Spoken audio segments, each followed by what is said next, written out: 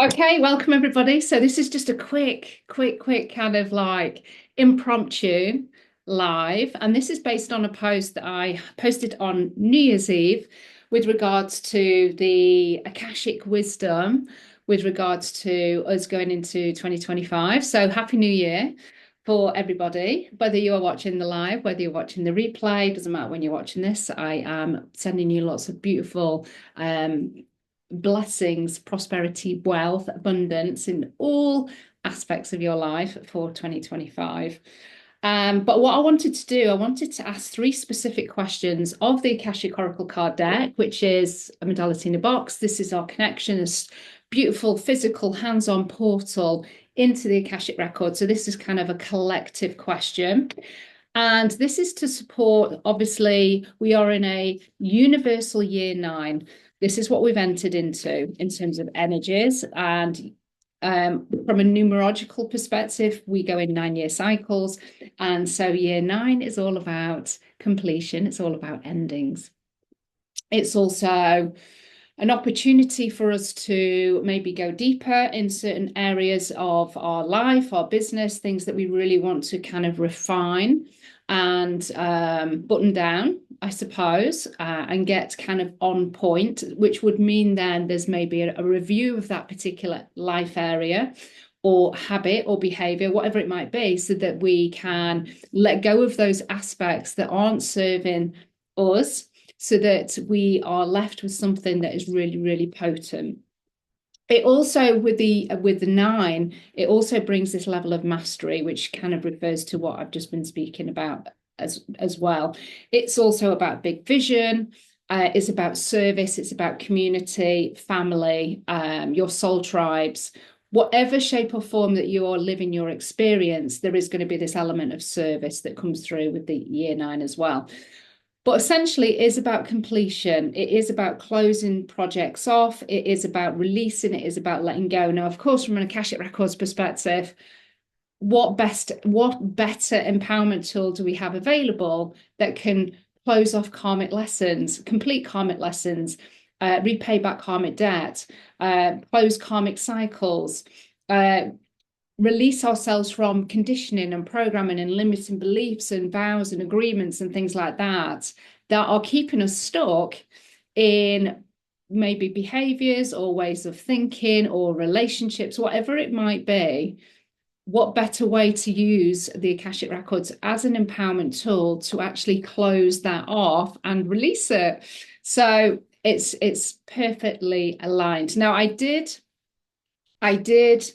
do a little tuning first of all, and Ascended Master Merlin, who is one of my guides, stepped forward to kind of give me some insights around the things that we can take on board for our, to have the, I guess, the most aligned year 9, universal 9, 2025. And obviously you have your own personal year from a numerological perspective. So, really that is going to be essentially your starting point in terms of if you're using numerology as a guide, as a layer for guidance and support, then your personal year is going to be more important than the universal year, but there are flavors from the universal year. As I say, it's 9. My personal year is also a 9. My life path number and my destiny number is also 9. I have a lot of 9 in my chart. The 9 from a tarot perspective is the Hermit. So I do need a bit of time alone, for sure, but the Hermit holds the lamp. So the Hermit is also the kind of the light bearer, leads people into the light. It's very much kind of that spiritual guide or teacher, way shower. That's kind of all of the energies that come with the Hermit. And if you go and read around, read the tarot card, the Hermit, then that's also linked with this kind of 9 year. So if you've got a tarot card pack, go and look at that particular card, and that will also give you some flavor around year 9. So what Merlin kind of, what I was kind of just writing, and I do this for me, for messages to come through in this way from particular guides, automatic writing is always my go-to. I just start writing, I ask the question, and, you know, the more you do it, the more you channel, the more you practice, the easier this just becomes. You know, I could pick up a pen and just start writing anything. And it's just, it's not about questioning it, it's just allowing whatever needs to come through. You just kind of get it out on the page. Okay, so what I got with Master Merlin as a support is like just being mindful of ongoing karmic releasing, personal and collective, helping the ascension process as we continue to move into the light, into the golden age. So obviously with the ascension process, from a physical perspective, we are becoming more crystalline. We are losing our carbon density. From a physical body perspective, we are taking on more light, which is when we have these portal days, like the 11/11 portal, the 8/8 portal, very specific, you know, like the solstice, the winter solstice, the summer solstice. We are treated to even more light codes coming from specific spiritual suns, particular galaxies. You know, there's more of this portal light coming through, which is helping us to change. So that we can literally hold more light. And that's just really to help us with a frequency of holding the frequency of unconditional love. You know, that's what I perceive, that's what I believe part of the ascension process is for us to be able to hold the frequency of love, unconditional love, because love usually on this planet, we do put conditions on it, you know. So it's coming from an unconditional place. So with that said, around releasing personal and collective blocks, karmic debt, karmic lessons, not only from a personal perspective, but I think because some of us have been doing this for quite a while, we're now starting to take on board the karmic collective blocks and programming and misdemeanors, you know, things like wars and, you know, the bigger collective events and experiences that we've had, maybe not in just this lifetime, but lots of other lifetimes. We are supporting that collective release now as well. And we may be doing it through our work, where we are helping other helping our clients who are also in the service industry. We may be doing it with particular New Earth leaders. It might be that we're not doing it in that way at all, and we're just helping support our family, or we are just holding the light, and there's the ripple effect there. We just send out love on a kind of weekly basis, because we feel like we want to do that. We have a collection of crystals that hold the frequency of love, and they emanate love out into your community, into your town. That might be your way of working with this and releasing the dense energies. So there's going to be a greater emphasis through 2025 on unlocking your soul and divine gifts. So continuing, and this is part of your ascension process as well, as we are reaching, I guess, certain levels of light and consciousness. This is our own awareness around our behaviors and our thought patterns and our choices, and the impact that has on our community, on our family, and also on ourselves. As we continue to expand our awareness, we also get access to other gifts that perhaps we had in other lifetimes. We've chosen to shut that gift down, or that gift was actually taken away. So for instance, with the fall of Atlantis, there was a lot of gifts that were then we didn't have the frequency to be able to hold that gift. Also, it had no place in the fall of Atlantis and going into the 3D.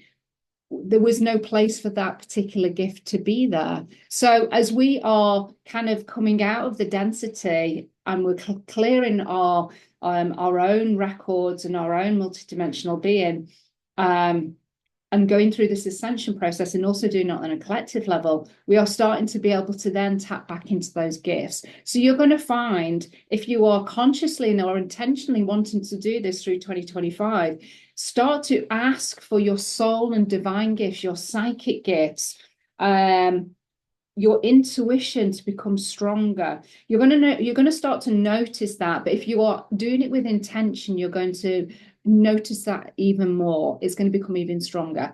And this is also the connection to the body. The body is an intuitive instrument, and the more that we can really start to understand our body's signals and communication, and really understanding the uniqueness of the language that we have with our body, that is also going to help you to unlock more. Using the Akashic Records is also just another great space to unlock gifts. Going into a chamber of gifts, of soul gifts, which I've done in a couple of masterclasses, where we go into the gift chamber and we go and see which treasure chest or which gift box is ready to be opened and to accessed. And the last few times we've done that, it's like there's been dragon eggs in there, which is really exciting. Doesn't mean it's necessarily dragon eggs that I'm connected in with, but that's just the way that the gifts can present themselves. They're like eggs. Okay, so connection, personal, physical connection with other people, soul, tribe, people that get you, people that are on your vibe, on your page, on your wavelength. That is going to be continued as a desire, a need almost, to have these deep, meaningful connections. So that's going to continue through 2025 as well. And what I've been given from Merlin is the deepening of those connections that you've already established in 2024. So really, really think about, which people. So say events or groups that you've joined, or, in-person community things that you've been to, which people did you really vibe with and really connect with at those particular events or kind of occasions? And are you still in contact with them? So maybe this is an invitation to maybe reach back out to that particular person. Doesn't make sense, doesn't have to make sense, but this is part of your 2025, is to deepen certain connections with soul tribe. So not necessarily sticking with the people that you were already hanging out with, that you have a really beautiful connection with already.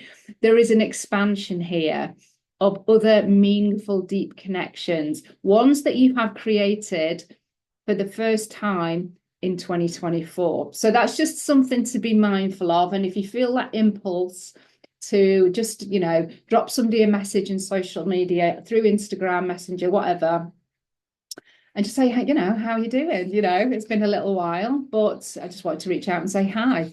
And you just don't know where that's going to take you. And there's a reason for this, is that there's going to be something in that exchange. Not that you're kind of reaching out to get something from somebody. It's more about an energetic support, like attracts like. There's something in that just feels good. And this is just about feeling good. It's about just feeling that support, feeling maybe just having that beautiful connection. So that's definitely what came through as well. So there's friendships, clients, soul tribe. Having greater levels of compassion through 2025, that's something that is definitely key. And this really connects in with the frequency of unconditional love for ourselves and for others, operating from this frequency of love. So that's going to be more so as we move into 2025. Obviously, we started today, but really starting to feel that this frequency of love, how we can experience our lives through the eyes of love. What would love do in this situation? What would love do through this challenge of this particular connection with this person? What would love do in this experience that I'm feeling, or with these emotions? What would the frequency of love do? And it's just asking this question and coming from the place of the frequency of love, rather than, maybe where you're at, what you're feeling, what you're thinking, what the narrative is. It's kind of removing yourself from that and coming from a place of love, place of compassion, place of potential forgiveness. That is going to be a greater frequency that's going to make itself more known in 2025 for you. And that is really helpful from an ascension process, unlocking your gifts, releasing karma, forgiveness, all of these types of bits and pieces. It really connects in with the frequency of love. So the more that you can bring that unconditional love into your experience, it's going to have this beautiful ripple effect, and it's going to positively impact all of the different bits and pieces that are going on in your experience. Greater connection with the expanded, healed heart. That is also what's coming through. This is your own healed heart. So you might find that heart healing is still a focus, or if it hasn't been a focus before, then you might find that heart healing, expanding your heart, working with the higher heart is going to be more of a focus for you in 2025. Plant medicine, of course, is a great way to kind of like support you through that as well. Obviously, Lady Cacao is a natural heart opener, scientifically proven to be a heart opener, but she brings all of her beautiful wisdom and support in a very gentle way. And of course, it tastes bloody amazing. So if you want a very natural way to do the heart healing, in addition to all of the other bits that you can do, like Akashic Records, Reiki, you can get your pendulum out, you can do affirmation, tapping, NLP, whatever you want to do to support heart healing, do it, but have a cup of cacao, multi-layer your magic. I'm all about multi-layering rather than just sticking to one modality. Sending love out to the collective on a frequent level, that is also going to just help you to connect in with the frequency of love. But you know what you put out, you get back in return. So and obviously we're not doing it from that perspective of, I'm going to put this out so that I get this back in return. No, that's not unconditional love. Unconditional love is you put it out and you don't expect anything back in return. You put it out because you know on some level that you want to do that. There's a real desire to serve collective, serve our brothers and sisters on a deeper level, and that has you feel good. So, but you may find that you are factoring that in maybe a little bit more frequently, where you can again sit with a crystal, put the frequency of unconditional love into the crystal, hold the crystal at your heart, and just set the intention. I'm now going to send love out, either as a pink energy, pink bubble of light, green bubble of light, golden pink, green light, whatever it is, it holds the frequency of love for you. And you imagine it just then extending out into your community. I would always do it on the conditions of it's for the highest good of all concerned. So then you're covering yourself karmically. And then if people are not supposed to receive it, then they won't receive it. But it's not like we're sending anything out really, really bad. We're sending out unconditional love. But those that are meant to receive it will receive it. Okay, trust in your decisions and your truth more, and alignment without question. So this is really being able to disconnect more from the collective narratives and agendas. And this comes in with your soul gifts, your greater connection with your intuition, and really trusting it. So you're going to find through 2025 that trusting your decision and your truth and your inner wisdom over and above what you are being given, either by friends, family, collective, whatever, you're going to really start to be able to feel that and trust it more. It's going to be more of a natural part of your process rather than this kind of to-ing and fro-in, indecision, don't quite trust myself. I'm going to give my power away and I'm going to get validated by somebody else. That's going to start to fall away. You know, we're in the year 9. So these things, these behaviors of like disempowerment, perhaps not trusting ourselves enough, they're the things that are going to have the opportunity to fall away in this year 9, so that we are really taking on our power. And the last thing that Master Merlin kind of brought through was to have more fun. Have more fun and play where possible, which was actually the first card that I pulled for 2025 in the weekly guidance, was the fun and joy card, which is just absolutely perfect. Now, I have pulled 3 cards with the 3 questions. I just wanted to give you that bit of information, and it was actually quite a lot of information. I will do a summary of that in the post once I have uploaded it. Okay, so the 3 questions were, what are the energies of 2025? What do we need to take on board for it in alignment with the year 9 frequency? The second question was, what lessons are we still learning as a collective? What are the karmic loops and cycles? And how do we thrive in 2025? So let me answer that first question with the first card. And if you are unfamiliar with these cards, it is the Akashic Oracle card deck, which is a modality in a box, not just a deck of cards. It's actually a healing tool as well. Okay, so energies of 2025 in alignment with the year of frequency of 9. It's absolutely beautiful. It's gratitude practice.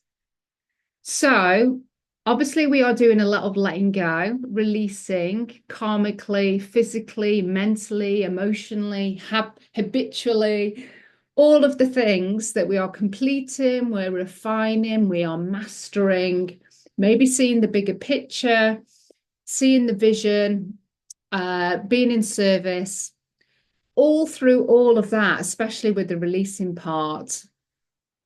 See if you can factor in just an element of part of that practice, part of that ritual of having gratitude for it as well. So when we set our intentions, you know, or we do our full moon releasing, it's always good to do part of that is giving gratitude to everything that we've kind of experienced, even the challenges and the blessings. Sending gratitude for that experience, for the wisdom, for the gold, for the nuggets that we've received through that, and giving gratitude to it. So then it's almost like once we've done the gratitude, it's almost like now I am ready to let that go. I think the letting go is probably easier and it's more aligned, probably more graceful, because we've also acknowledged the parts that we needed to acknowledge of that, and then we're ready to let it go. And the gratitude, the acknowledgement is the pieces that I think just allow that release. Then it's like a completion, and we then are allowed to let it, not allowed, but I think we almost give ourselves permission to let it go more easily because we've acknowledged it, we've given gratitude to it, and off it goes. So gratitude practice. So we're working with the frequencies of year 9 is to ensure that there's lots of gratitude for everything that you are experiencing. And you may not be able to do that in the moment because it's too painful. You're just too in it. You're in the Maya, as it were. You're going through the dark night of the soul. Giving gratitude to that at the time is going to be like, there's absolutely no chance that I'm going to be able to do that. However, you might find just in those moments of where your head is coming up above the water that you do remember to give some kind of gratitude to something that is allowing you to bring your head out of the water. And that could be support from somebody else. It could be the air that you're breathing. It could be the fact that you can look at a tree just outside the window. That you're able to actually just hold your arms up. You know, not everybody can do that. I'll hold my arms up, you know, without pain and just give thanks. So it's giving gratitude to all of the small things, the tiny, teeny, tiny things. Of course, all the big things as well. But gratitude is going to be the thing that's really going to help you through 2025. And it is, you know, when we give gratitude and we are in that place of feeling grateful, thankful for the blessings, and of course, all of the abundance and all of the wealth, the prosperity, the friendships, all of that, it just makes life more livable, I suppose. And it moves us from this place of surviving into thriving. And that might be just the thing that tips you from one polarity into the other, is the gratitude part. Acknowledgement and gratitude from surviving into thriving. It might be just that little shift that is needed that really just then expands everything for you. Okay, what lessons are we still learning as a collective? What are the karmic loops and cycles? Vision and ambition. And you might think, oh my God, well, this is really weird because this looks like a really beautiful positive card. It's the 11 card. It's the architect. It's a master number. It's wands, double wands. So it's about new beginnings, vision and ambition. But what are the lessons we are still learning as a collective? Karmic loops and cycles. It's been stuck in the old. It's not seeing the vision and the ambition. It's not seeing the new earth. So obviously there's a lot of us that are, and we are here walking and laying the foundations for that, and not seeing the blueprint really fully, and all of the challenges and the experiences that we've got to kind of work through. We're just trusting, and we are holding hand in hand, and we are leading each other. We're walking together, but not everybody, and not everybody is supposed to. But a lot of us can still go back into the past, go back into the old paradigms, the old constructs, the old narratives and stories and projections and programming and all of that. And so we can slip back into these cycles, and fear, scarcity,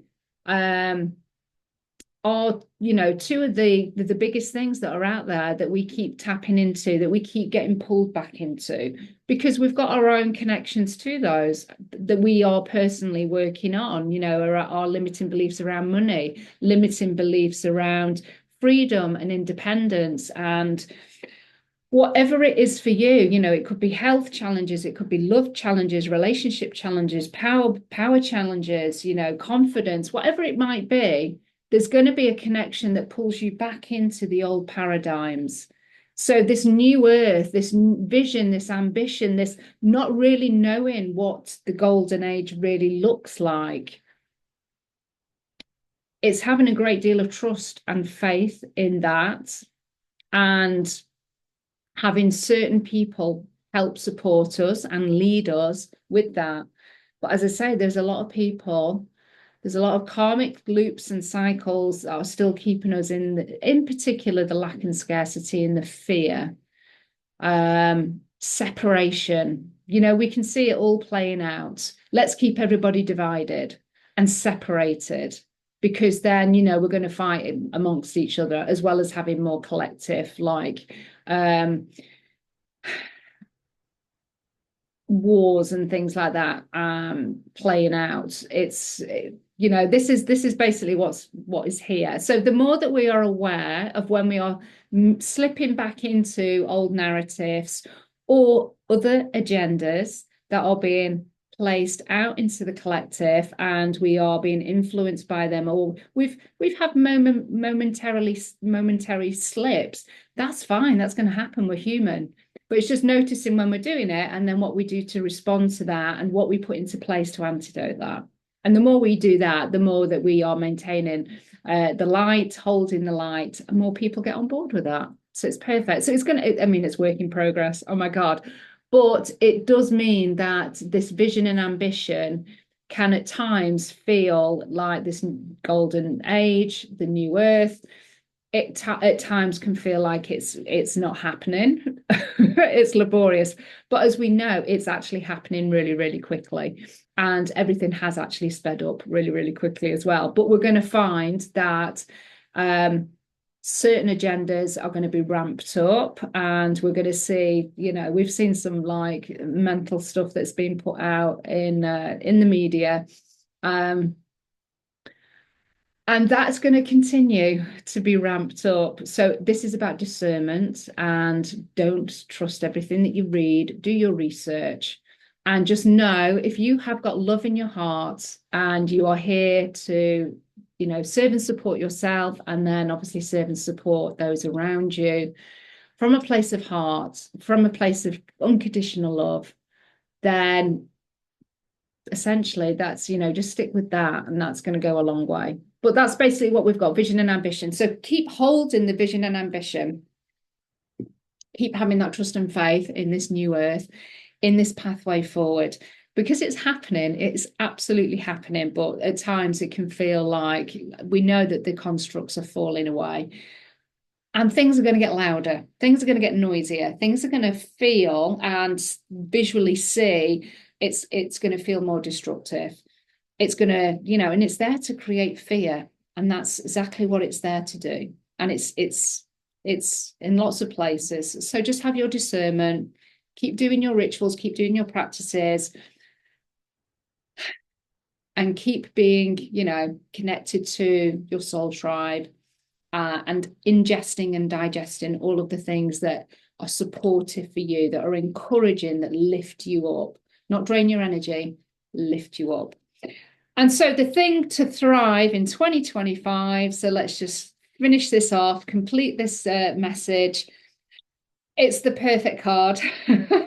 It's not going to be any massive surprises, but the thing to help you thrive in 2025, in addition to everything that I've shared that Master Merlin had channeled with me, for us, is to have balance and flow, to have your divine masculine, your divine feminine working in harmony, ensuring that your mind, body, and soul have all of this balance and all of this flow coming through. And this is how you thrive in 2025, is to have balance and flow. Now, what I invite you to do as part of your maybe vision setting, vision boards, intentions for 2025, and you may not tune into those. I'm not tuned into those yet. I might not tune into them for another month yet. It doesn't feel right for me at the moment. But what I would invite you to ask yourself is, what things give me balance and what things give me flow? What does balance and flow look like for me? And if you need to break it down into different life areas, so say with money, say with your relationships, your intimate relationship, your friendships, your family, your health, your work, career, business, break it all down and just ask yourself, what does it mean when I'm in balance in this life area and I feel in flow? So flow for me is about creativity. It's not having too much structure. I do need some structure. Otherwise, I would be just like, I would drop into fear, lack and scarcity if I didn't have a little bit of structure, didn't have something that was kind of motivating me to do certain things, say within my business or with it around the home, like certain chores that that I maintain the cleanliness or the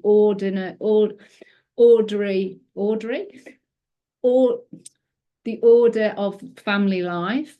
I have to have certain things in place that I know that are completed each week, that then allow the flow around that. But it gives me a sense of peace and balance, and inner kind of inner balance and inner peace, knowing that certain things have been done which are maintaining of our well-being, our health, our nourishment. For instance, making sure that I've got food in the fridge, and some of it is healthy of sorts. This is what balance and flow looks like for me. So I have to have a certain amount of structure, but I don't want it completely regimented and everything has to be done on this day.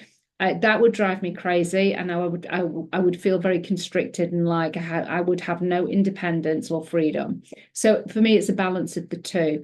But for you, that could be completely different. And, having that within the home environment, for instance, may look very different in my business. So even that balance and flow is going to look different in terms of level through each of these life areas. But this being your thriving card for 2025, it's good for you to have consciousness around what does actually give me balance and flow, and what gives me what is the opposite of that. So what gives me imbalance, insecurity, instability, and what gives me stuckness and this feeling of blockage. So if you can't really tap into balance and flow, flip it and look at the opposite, and you may find that you can actually tap into that much more easily. And whatever you come up with, then the opposite is probably going to be the thing that then gives you the balance and flow. Look at activities as well. So what activities or people that you like to hang out with that also, encourage balance and flow. It might be that doing regular yoga exercise could be your balance, your go-to thing. It could be meditation, tuning in, doing a little bit of 5-minute breath work every day, going for a walk, whatever it is for you. Your thriving card for 2025 is to ensure you've got good levels of balance and flow. And you might find that 1 month there's less balance and flow, but then you do more balance and flow in another month. So overall, over 2025, you've kind of got this, like, I don't know, 60-40 split or 70-30 split, whatever it is for you. This is where you've got to really be open and curious about understanding yourself more and understanding these things about yourself and what activities, what things you put in place in order to create them, because that's going to help you thrive. When we are not giving this time and attention to ourselves to understand ourselves in these ways, then we're kind of doing ourselves a bit of a disservice, and we're not really doing that unconditional love, which is a massive part of 2025, and that love frequency is going to come through on balance and flow. So let me know how all of that is landing for you. Remember, we are in a year 9. So it is about releasing, it's about completion, it's about letting go, it is about mastery, it is about going deeper with certain things in your experience. It can be about big vision, a big picture, but it's also about service. Service to self and also service to others in whatever shape or form that is for you. But I would say completion, ends of cycles, allowing things to come to a natural close is definitely a big part of this year. And your thriving card is balance and flow. So let me know if you've got any questions about that, any ahas that you're getting from all of the messages that I've shared today. I know I've shared quite a lot. I will do a summary in the comments afterwards when I go back and amend the post. And I will put this on my YouTube channel as well. So love and blessings, everybody. Here's to the most successful, beautiful, thriving 2025. Here's to beautiful connection, feeling that frequency of love. And just again, from a personal perspective, just thank you for being in my community, being in my world. It means literally the world to me. And it's just such an honor to be able to share this experience, this human incarnation with all of you. Again, holding hands and all walking back home together. Okay, love and blessings, and I will see you on Sunday.